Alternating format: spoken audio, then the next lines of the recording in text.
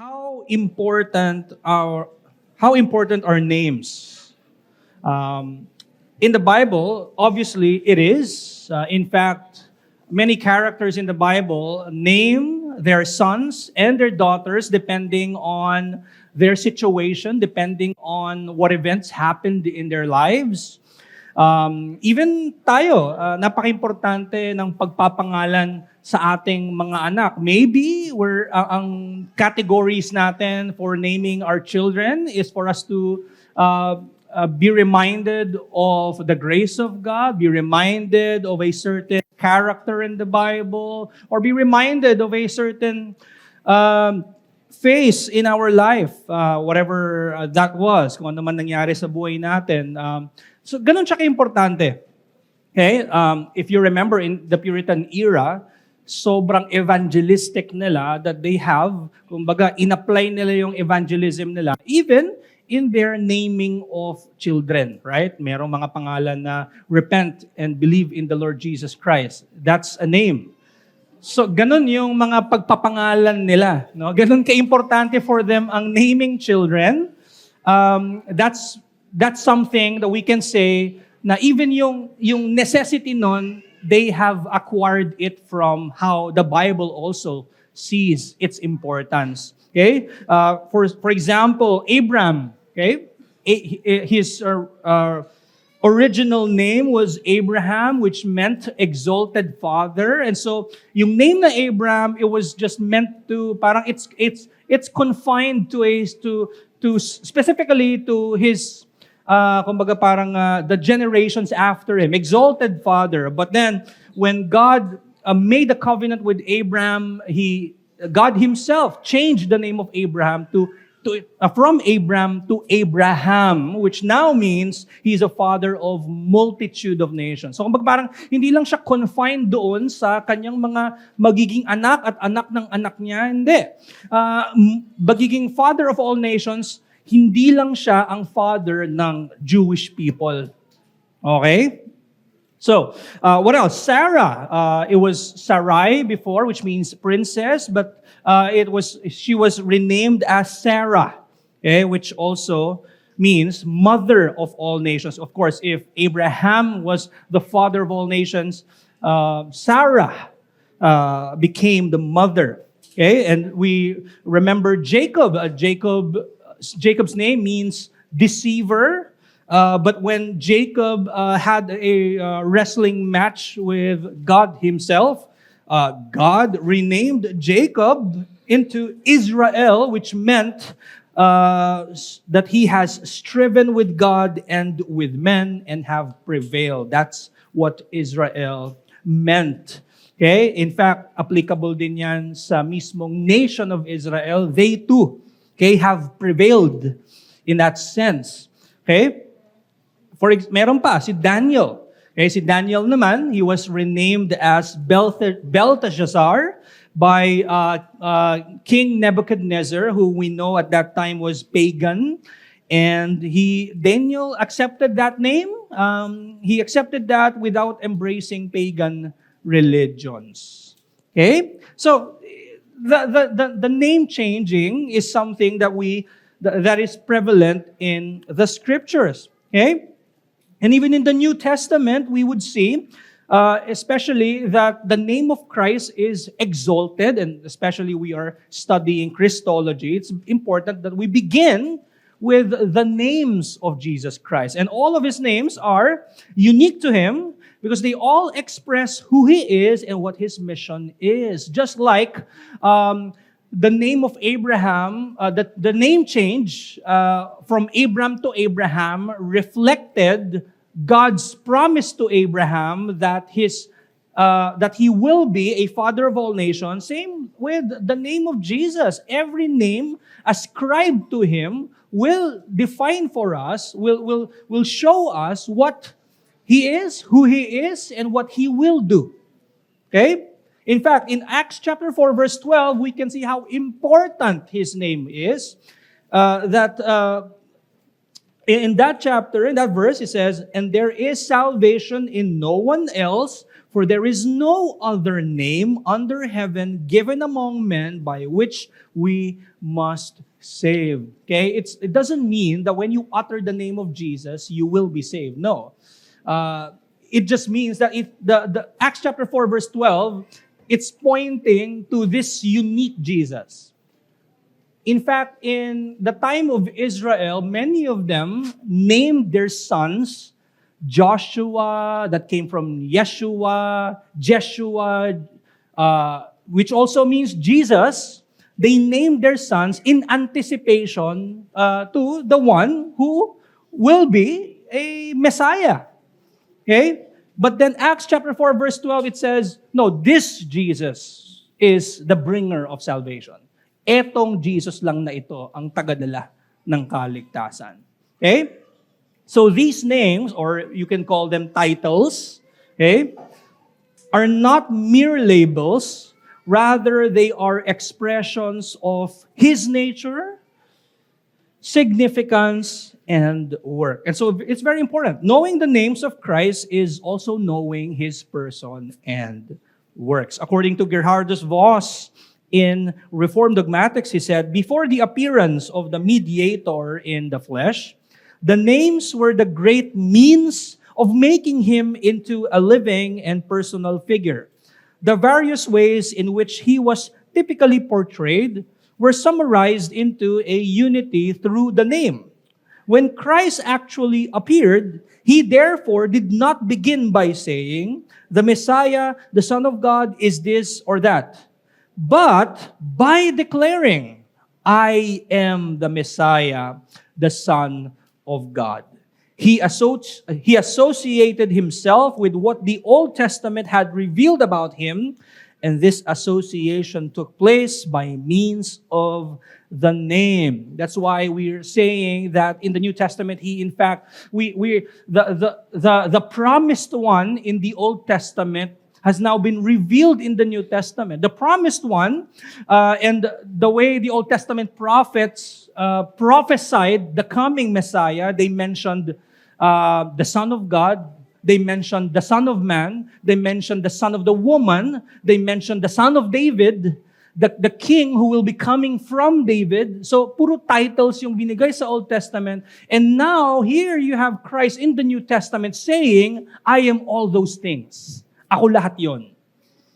And then we remember what Paul has been saying in one of his letters. He said that all those promises find their fulfillment or find their yes in the Lord Jesus Christ. Lahat ng pinupunto ng mga pangalan na yon, lahat yon ay papunta or fulfilled ng Panginoong Jesus. And so let us look at His names. Now, I want to say, there are a lot of names. Okay? Most likely, hindi natin madadaanan lahat.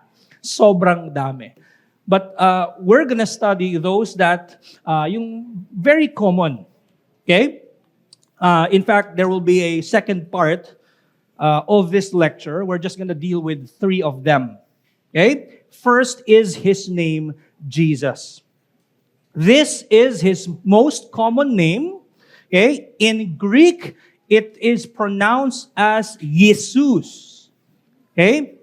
Which is a transcription. Yung Jesus in Greek, galing yon sa Hebrew na Yeshua or Yehoshua. Na ang ibig sabihin ay Yahweh saves. Or in English, Lord God saves. Yahweh, Lord God, the Lord God saves. That's what it means. Yun ang ibig sabihin ng Jesus. Okay?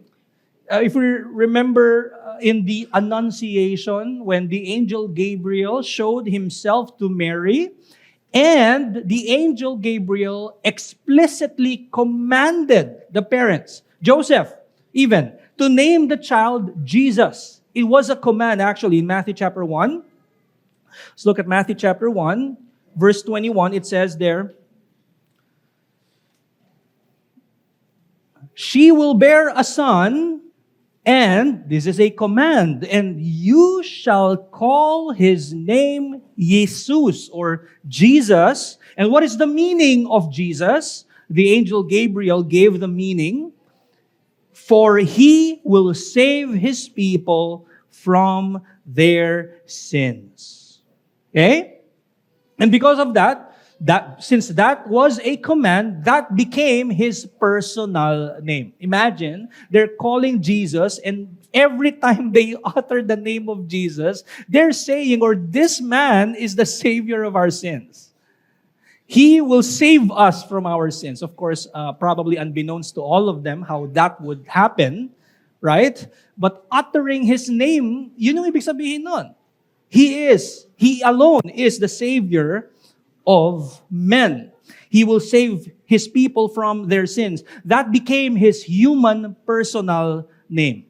According to Mark Jones, in his book, Knowing Christ, he said, Jesus lived up to his name. Through his life and death, he saved his people by not saving himself. Okay? He voluntarily gave himself up for his wife, for the bride. Okay? So, he lived up to his name, the Savior of men, Jesus. Okay? And associated with that name, according to Angel Gabriel in Matthew chapter 1, that name also is associated with another name, which is, in verse 23 of Matthew chapter 1, it says, "Behold, the virgin shall conceive and bear a son, and they shall call his name Emmanuel." And then again, the angel Gabriel gave us the sense or the meaning of that name. Okay, we don't have to look for other resources to check, what does that mean? Okay, the text already has given it to us. What does it mean? It means God with us. Which tells us that this man, this person, this son who will come from your womb is in fact not just a man, not just a human being. Rather, he is God with us. So imagine Matthew chapter 1 pa lamang, meron ng God-man. Pinapakita na kagad sa atin. Meron ng revelation rather of the God-man. He is man, right? He is a baby, but at the same time, he is God with us. Okay? According to Matthew Barrett, he said, Emmanuel, according to Matthew Barrett, who became Anglican just recently, Matthew Barrett said, Emmanuel solidifies the meaning behind Jesus' name. God's presence is a saving presence. So, ang daming meaning ng mga sinabi na yun. Emmanuel, Jesus, siyang Savior ng kanyang bayan, at siya rin ng Diyos, kasama natin. So imagine, just by giving those names, we now have an understanding of His nature, of His work. Right? That's how important the names or the titles are, most especially of Jesus Christ. So this name also can be used, Jesus Christ, synonymously with, in fact, a very known Old Testament term or name, which is Yahweh. Ang term na Yahweh, in an Old Testament saint or from an Israelite, when you say Yahweh, it refers to the God who made a covenant with Abraham, with Moses, with David. Genesis chapter 1, we read of the word God, which in Hebrew is translated to Elohim, which is a general term for divine, a general term for God. And then in the beginning of Genesis 2, the same Hebrew term, Elohim, is used. But when it came to Genesis chapter 2, verse 4, it became personal. The name became personal. The word used is Jehovah or Yahweh, Lord God. Go to Genesis chapter 2, verse 4.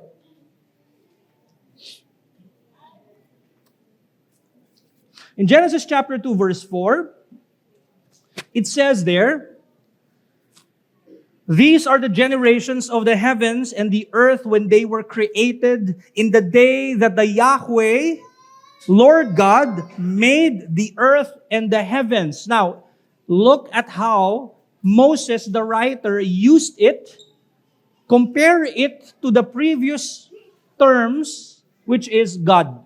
Yung term na God. In Genesis 1, puro God lang ginamit niya. Up to Genesis 2, from 1 to 3, it's just God. So parang general term na God. He is the creator. But then comes Genesis chapter 2, verse 4, where we see God, by the way, putting Adam in the garden and making a covenant with him. That's where you will see Moses using a personal name of God, which is Yahweh. Yun yung Lord God dyan. So it's meant for us to see that Yahweh is God's personal name. God's covenantal name. That when He made a covenant, when He made a personal covenant with Adam, Abraham, Israel, David, He used His personal name, Yahweh. And now, in the New Testament, it says, specifically in Philippians chapter 2, verses 9 to 11, because Jesus Christ did not count equality with God a thing to be grasped, and Jesus Christ emptied Himself by assuming a human body and soul, and He was found in human form. He humbled Himself by becoming obedient to the point of death, even death on a cross. Because of His incarnation, He assumed a human body and soul. He lived a sinless life, and then He obeyed the purposes, the laws of God perfectly, and then He died on the cross, and then He rose from the dead after 3 days. Because of that work, this is the result. Philippians chapter 2, verse 9 onwards, it says, therefore God has highly exalted Him, He ascended, and now, ito yung tinatawag sa work ni Christ na session. Di ba? Incarnation, death on the cross, resurrection, ascension, what's next? Session. Session meaning nakaupo na siya sa right hand of the Father. That's how Christ was exalted from resurrection to ascension to now session. Nakaupo na siya. He was exalted, and then He was given a new name. He was given a name bestowed on Him. What is this name? A name that is above every name, although it's not included there, but what's known to be above, the name that is above every name is none other than Yahweh. Ito ay binestow na kay Kristo dahil sa Kanyang ginawa. Dahil sa Kanyang accomplishment in His death and resurrection from the dead. So Yahweh is the name above every name, and it was now given to Jesus Christ because of His accomplishment. Now there's another name. Of course, we say Jesus. Usually we say Jesus as His first name, and His surname is Christ, right? But that's not a surname. It is in fact a title. Jesus the Christ. Pero wala namang masama if you say Jesus Christ. No problem. Christ comes from the Greek Christos, na galing din po sa Hebrew na Masiya. Doon galing yung term na Messiah. And so when we speak of Christ, it also meant Messiah. Okay? Again, this is not really a part of His name. Rather, it is a title suited only for Jesus. Okay? We'll look at John chapter 1, verse 41. It says, He first found His own brother Simon and said to him, we have found Christos. We have found Messiah in Hebrew. We have found the Messiah, which means Christ. So it seems like meron silang hinihintay na Messiah. Right? May hinihintay sila at nakita mismo nila Simon yon. Okay? Nakita ng mga apostle yon. Okay? At yun ay si Jesus Christ. What it meant, what Christ means is anointed one. Anointed. Someone, kumbaga sugo.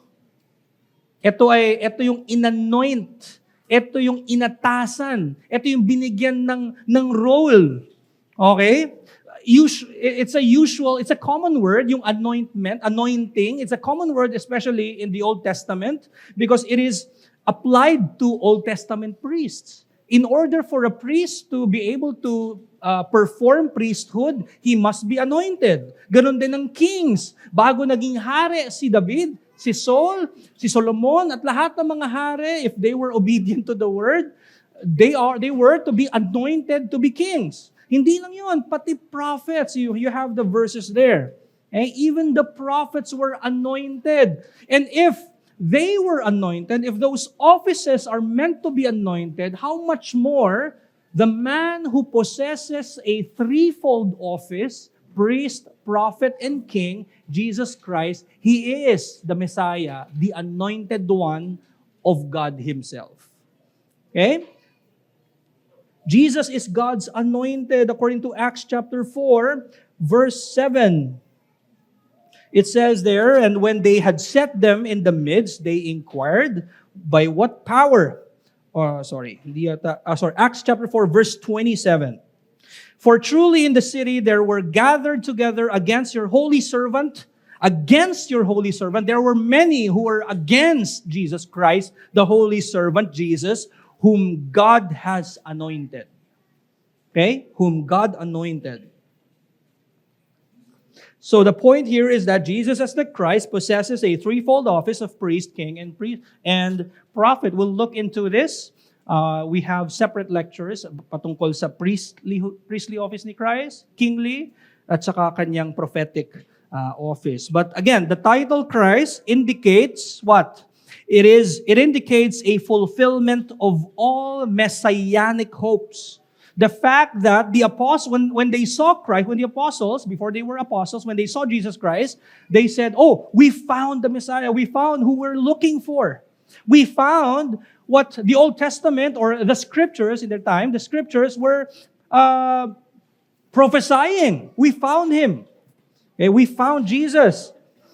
Look to Luke chapter 24, verse 26. Was it necessary, this is Jesus' words, was it not necessary, rather, that the Christ, the Anointed One, should suffer these things and enter into His glory? Okay? They were expecting someone who was anointed by God, but they fell short. Hindi nila alam specifically how salvation would be done. Okay? Hindi nila exactly know, kaya ganito yung question ni Christ, was it not necessary? Hindi ba yung inanoint mismo ni Kristo na propeta, hari, at pare, hindi ba't necessary na siya mismo ay in fact mag-suffer, mamatay, humiliated first before exalted? They had an idea na ang darating ay hindi suffering servant. Di ba? And then now, Christ rebukes them all and says, no, this is in fact necessary. And what Christ did, especially in Luke chapter 24, he used hermeneutics in one sense. He explained the Old Testament to the disciples, and then see, he's saying, oh, was it not necessary that Christ was in fact prophesied to die and be exalted? Okay? The Anointed One was to suffer, was to be humiliated in order to be exalted. Yun yung words ni Paul sa Philippians chapter 2, yung humility ni Christ, right? He was humiliated first, and then as a result, therefore, it says. According to Richard Longnecker in his book, Contours of Christology in the New Testament, he said, Christ is by far the most common designation of Jesus in Paul's letters, occurring over 270 times in the entire Pauline meaning, ito yung mga sulat ni Paul, Pauline corpus, and 210 times in the early letters we are considering. Christos, or Christ, is the Greek equivalent for the Hebrew Messiah, which means anointed one, and is transliterated Messiah. By the way, when we say transliterated, ang ibig sabihin na transliterated, kumare merong salita, gagamitin yung mga, hindi siya parang equivalent word, kukunin yung bawat salita, okay? So kagaya ng Masiya, Di ba? Very obvious na katunog at halos kapareho siya ng Messiah. So kinuha yung Hebrew at pinalitan into Greek, bawat letra. Yun yung transliteration. Okay? Kaya siya naging Messiah, coming from a Hebrew term Messiah, Masiya. Okay, going back. The word is not applied to human beings, okay, in native Greek speech. So, its application to Jesus must reflect the early Christian conviction that Jesus was the agent of eschatological deliverance. Ang ibig po sabihin na eschatological, kumbaga parang in the future deliverance. Okay?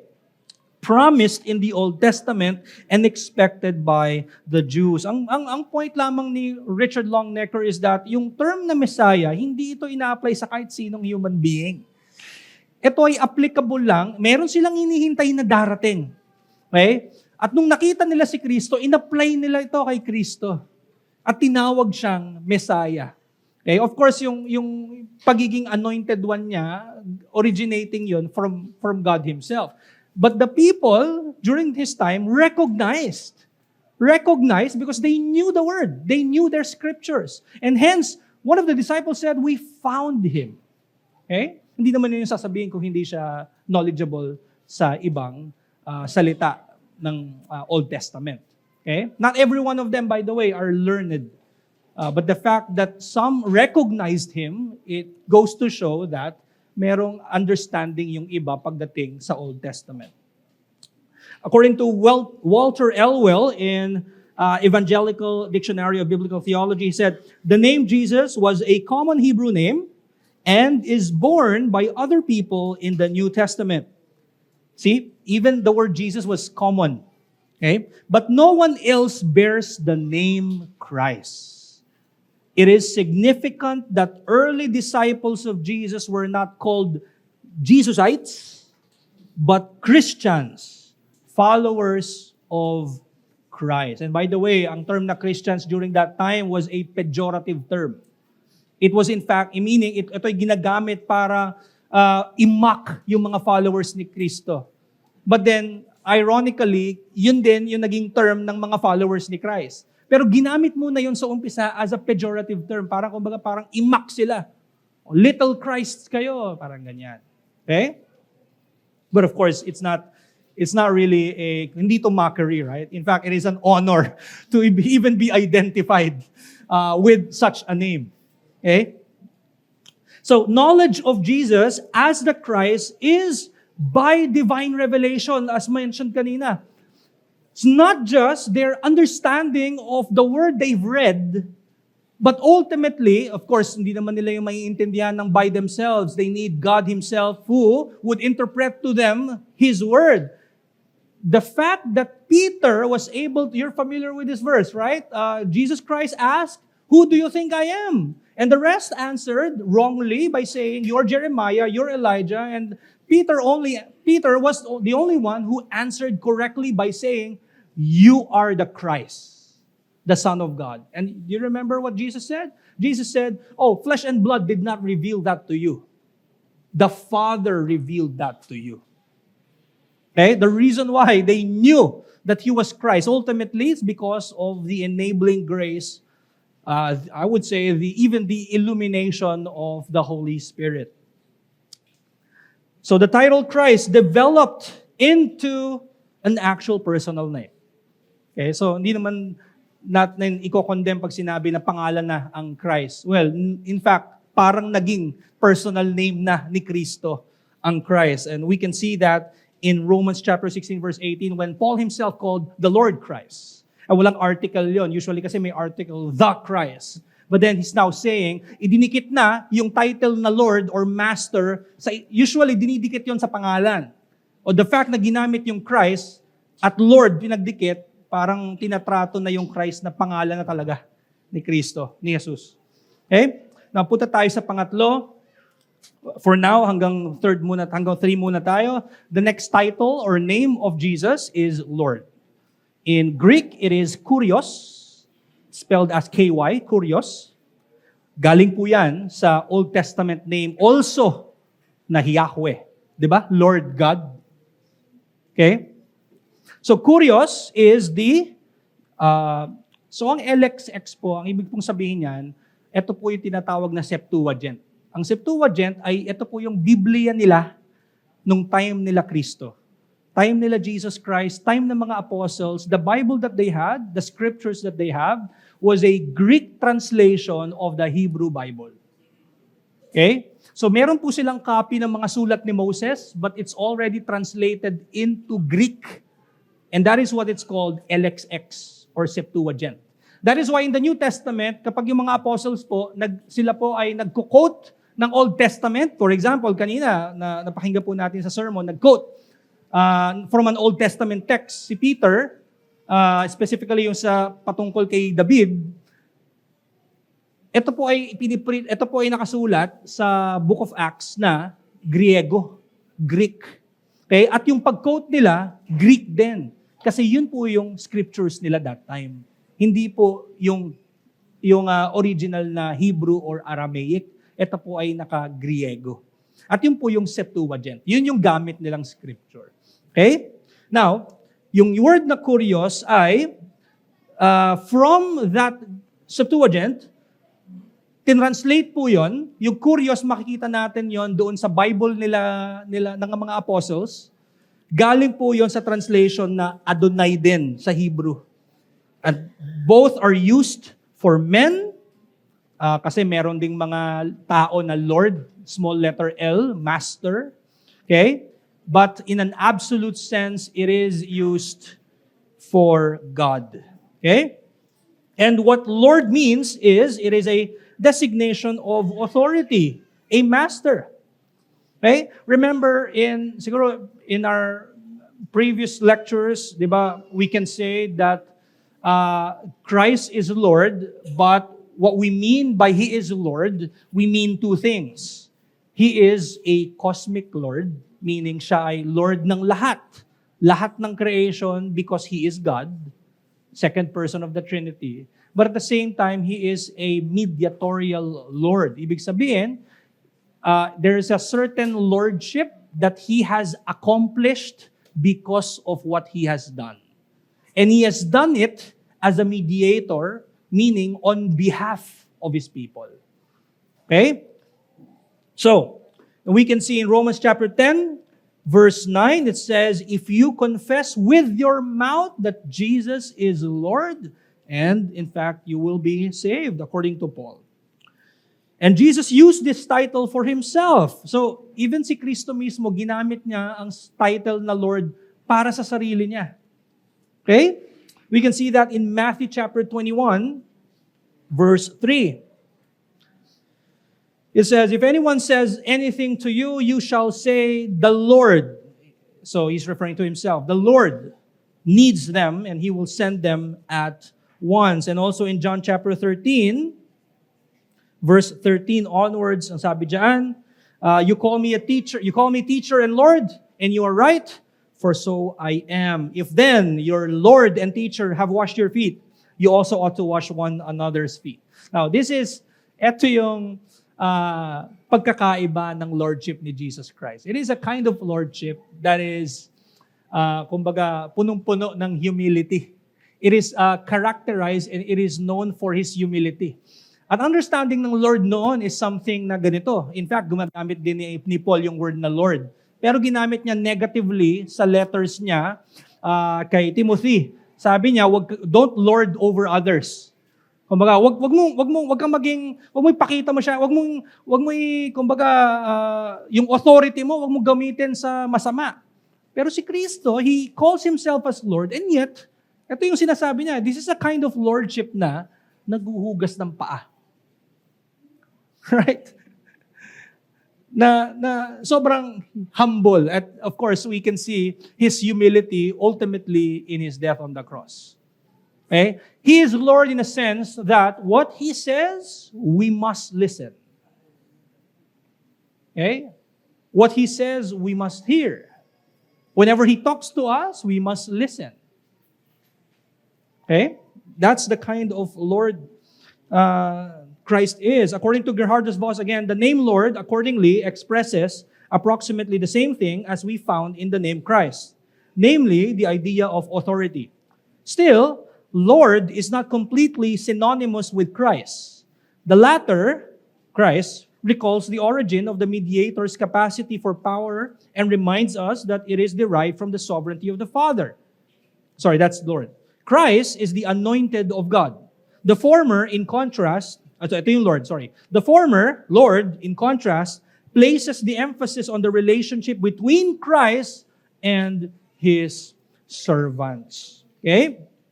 And in the preaching of Peter in Acts chapter 2, Peter applied this title to, of course, Jesus Christ. As we've heard this morning, right? David says concerning to him, I saw the Lord always before him. Okay? Mark Jones also said, in Knowing God, he said, Jesus is not a Lord, but the Messianic Lord, not merely an exalted man, but the exalted God-man who sits enthroned at the right hand of the Majesty on high. His title as Lord is, then, one of absolute authority in heaven and on earth. Okay, so that ends for now, we'll look at three names. Next week, we'll look at the other names, Son of God, Son of Man. We'll look at Lamb of God, Shepherd. There are more. So let's see. But few lessons before we end. First, the name of Jesus reminds us of the great salvation we have. Okay? It reminds us of the great salvation we have. By the way, I got the term great salvation from Hebrews. The author of Hebrews talks about salvation as the great salvation. Okay? Jesus has saved us from our own sins, from the wiles of the world, from the evil of Satan. He is our great Savior. And His perfect humility is expressed when Paul said the phrase, Christ and Him crucified. And again, pag sinabi natin Christ or anointed, ito yung priest, ito yung hari, ito yung propeta. And yet, this Christ, ito yung kanyang work, siya ay crucified. And very important yung Christ and Him crucified. That speaks of what we call the irreducible elements of the gospel. Christ the person, His crucifixion, His work. Right? So when we confess the name of Christ, we are to confess. So ibig sabihin, okay, if you say Jesus right now, you'll be saved. Right? Baka ganun po, pag ganun ang evangelism natin, magkakamali tayo. Okay? Now when the scripture says, if you confess that He is Lord, we're saying that He is the Messiah, ito yung person niya, and this is what He has done. Okay? So for how can the anointed one, Christ, who holds the threefold office, die a humiliating death? That is why I said in number 2, that's where His perfect humility is expressed in the gospel, Christ and Him crucified. Number 3, His lordship reminds us that He has authority in heaven and on earth, and that we must gladly submit to His rule. Kanina, in the sermon this morning, we are reminded of if apart from Christ, we will remain slaves of sin. Now that we have Christ, we remain slaves. But this time, of Christ. Right? Yung slaves doon, ng pagiging slave, yung pagiging slave natin kay Kristo, we are the servant of the Lord. It's not meant in a bad way, but we will, in a sense, always be slaves. Either you'll be slave to your own sin, or you would be a blessed servant, or bond servant, or a slave of Jesus. Okay? Number 4, to call Jesus Lord is to ascribe to Him the worship that rightly belongs only to God. Again, Mark Jones said, not everything lives up to the meaning of his or her name, But in the case of our Lord, He is greater indeed than all the names that can be given to Him.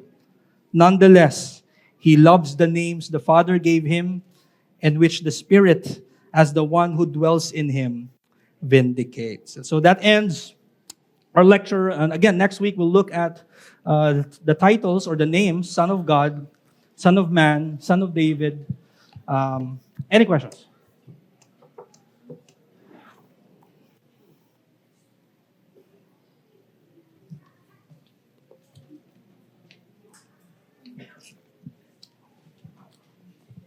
Thank you. Hi, Pas. Hi, John. Just one thing to clarify about the point here that Yahweh is a name that is above every name. Yes. And it's perfectly accurate to call Jesus Yahweh. Is that the point also? Yes, definitely. Perfectly. Yes. And it's not necessarily pointing to God the Father exclusively.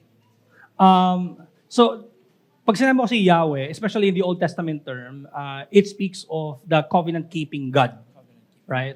But the fact that it was attributed to Him, it just shows eto na, dumating na yung in God, being God-man, siya mismo, He is a covenant-keeping Right.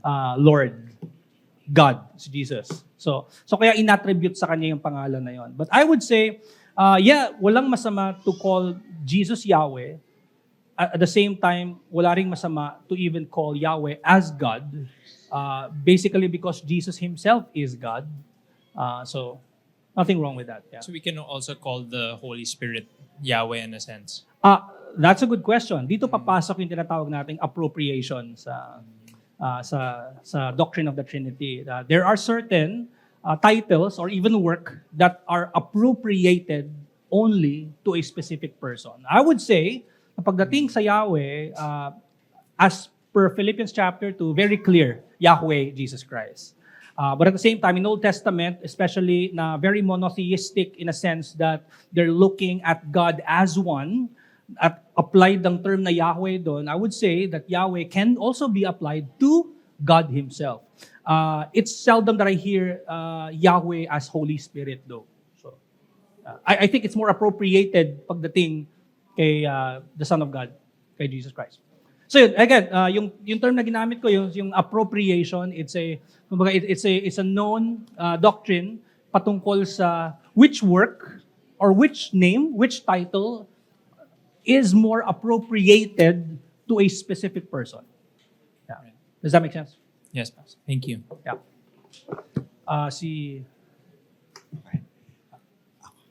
Ikaw? Okay. Gio, yes. In line of that, Pas, na when we pray or when we refer to God as Lord, is it more appropriate that we speak of Christ? Can we call the Father Lord or the Holy Spirit as Lord? If you go to, ipapulap ko ang Nicene Creed. Pagdating sa Lord, it's a more common term for a master. So for example, pinupulap ko lang ang Nicene Creed. Even in the Holy Spirit, as you know, I believe in the Holy Spirit, the Lord, the giver of life. So, even pagdating sa Holy Spirit, walang masama gamitin yung Lord. So it's not like parang Yahweh na given the name given the name above every name that was given because of the exaltation of God the Son. Pagdating naman kay yung Lord kasi it's a more common name. So it's applied to Jesus Christ and clearly it's also applied to the Holy Spirit. So yeah. And even in our prayers, right? I would even say kahit nga when we talk to the Father, that's also applicable. Yeah. Yes. Pas, yung sa, I think this was asked before, but tama po ba, is there a risk whenever we pray and we Is there a risk risk? whenever we pray na when we overuse the name Lord or Panginoon, is there a risk of committing the third commandment violation? I think there may be. At some point, pwede mo sabihin na Matthew chapter 6 would apply to that, na kapag sinasabi doon ay merong repetitive phrases. But specifically, who Christ was rebuking that time were the Gentiles na wala talagang meaning at all yung mga pinagsasasabi nila. Na, in fact, even yung understanding nila of who God is already wrong. Now, siguro, for a dear brother or a sister in Christ who pray like that, I won't immediately parang whip them with the Ten Commandments or specifically the third commandment and say, oh, say one more, Lord, and parang alam mo yun, I wouldn't be quick to that, but I think a good reminder I think pwede naman nating i-remind sila na kasi baka ganun yung nila yung kanilang ano ba tawag dito? How intimate they are in how they speak. Kasi one would argue, and by the way, I heard this argument before. You don't talk to a person and then call his name, paulit-ulit. But that's different from talking to a reverent Lord, which most likely you would probably just because of your devotion, maaring alam mo yun, umulit ang iyong salita. So I wouldn't be quick to present them with the third commandment violation. But pwede mo naman lovingly remind na pwede, I guess. Pwede kang mag-risk doon sa baka maging siya, parang filler, parang gano'n. Yeah. Thank you. Yes. Si Sherwin na, kasi nandiyan na si Sherwin. Sorry, bro. So, related kay Mike na question, Pas. So, when we say do not use the name of God in vain, are we talking about all these names na pag-aaralan natin? Or is this more of a context matter, like generally do not use God in your own selfish, personal, sinful way? Right. I would say yes to both. Kasi ang Ten Commandments is not a narrow command. Hindi na, for example, like seventh commandment says, commit adultery. Pero all sexual sins ay covered ng seventh commandment. Like for example, LGBT, same-sex marriage, lahat yun, seventh commandment yun. Same thing with using the Lord's name in vain. Na for example, ginamit lang natin at ginawa nating katawa-tawa ang pangalan ni Jesus. Walang reverence at all. That I would say, pwede yun maging third commandment violation. At the same time, ito yung ganito kagrabe ang commandments ng Diyos eh. Even this, you claim to be a Christian and yet you're using your Christianity in vain. So even that covered yun according sa kay Thomas Watson sa kanyang Ten Commandments, covered yun na parang ginamit mo pa rin ang pangalan ng Diyos sa maling paraan, sa iyong pamumuhay ng kasalanan. Sinasabi mo na ikaw ay kay Kristo, in a sense, parang ginagamit mo ang kanyang pangalan and yet nabubuhay ka sa kasalanan. Pasok pa rin siya sa third commandment. So pareho, parang yung sa question mo. So both literal, sa figuratively or context yung Yes. So in that Hindi naman figurative. I mean, yeah. Yeah, gets. Pero it means also, Pas, na since sa time natin ngayon, parang we can just loosely use those names. Reaction, nagulat ka, biro, sometimes hindi nga biro Sometimes Right. out of worries mo, nagagamit mo yung pangalan. So, same question with Mike. In terms of worship, in terms of prayer, because of these names, pwede tayo mag-fall into sin without knowing. Just Definitely. Pwede mo magamit. Yung konteksto ng question ni Mike is more like for example, sa pagdadasal, na syempre understanding natin may devotion yung nagdadasal sa Diyos, marahil sinasabi lang niya yung pangalan. That's different from for example, oh my gosh, parang or paulit-ulit na parang naging sobrang sobrang dalas mo nang sabihin. Kahit yung pangalan ni Jesus, alam mo yun, tas walang reverence. Definitely, pasok yun doon sa violation ng third commandment. Yeah. Especially, lalo na pag nasanay ka. Hindi maganda. So, iba yun So, iba yun sa konteksto nung nagdadasal. Yeah. So, sige pa, meron pa pong tanong? Pass. 224? Yes, Argo. Hi, Pass. Sorry, So, nga pala, kanina ka pa, sorry. no worries. No worries, Pass. So, yung mga titles that we often hear like Jehovah Jireh, Jehovah Right. Rapha, and whatnot, are those specific to a person in the Trinity? Or can that be used to like, is that specific to the Father rather? Or can that be used as like a description of the entire Trinity? Tsaka yung second question ko is like, Pwede ko sagutin muna yan. Kasi yes, go for ahead, sure of course. makakalimutan ko. Sorry. Magandang question ni Argo. Yung Jehovah Jireh, Jehovah Rapha, Jehovah Nisi, lahat ng mga titles na yon, applicable yon, especially sa sulat ng Old Testament sa Diyos as divine. But then, since Christ is the image of the invisible God, lahat ng titles na yon ay applicable sa imahe niya, kay Kristo. And so definitely, we can say na He is the banner of God, He is the healer, Jehovah Rapha, He is the Jehovah Jireh, provider. So, lahat yun applicable sa Kanya. Yes, definitely. and then yung second question ko is sort of tied to that because generally when we pray, we always address our prayers to either God the Father or God the Son. Is there any instance where we would possibly address a prayer to the Holy Spirit like the Pentecostals do in that sense? Siguro, not in a Pentecostal way.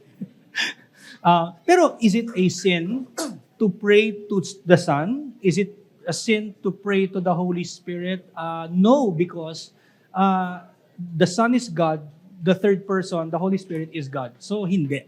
However, meron lang binigay na specific pattern si Christ, which is addressed to the Father, tapos mediated by Him, and we are enabled by the Holy Spirit. But I don't think it is a sin to pray to the Holy Spirit.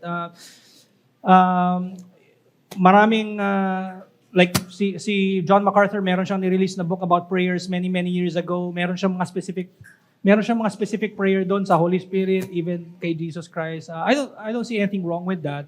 In his prayers doon, nagpapasalamat siya sa salvation ni Christ. In his prayer kay Holy Spirit, nagpapasalamat siya sa indwelling ni Holy Spirit. Pero, again, may pattern lang na binigay si Christ. I don't think kapag hindi mo yung sinunod at nag-pray, I don't think kasalanan yun. So, yeah. Does that answer your question? Thank you, brother. Sige. Meron pa? 227? Meron pa? Kahit one question?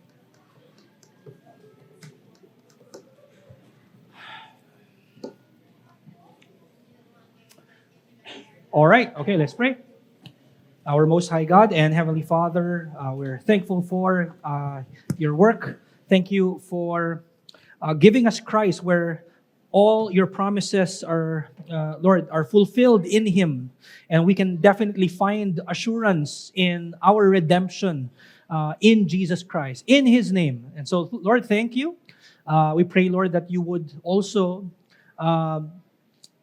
allow us to receive your blessings in the preached word this afternoon worship. I pray, Lord, that you would enable the preacher and that the message would be faithful and Christ-centered, and that we would all be sanctified. And so, again, thank you. We praise you in Jesus' name. Amen.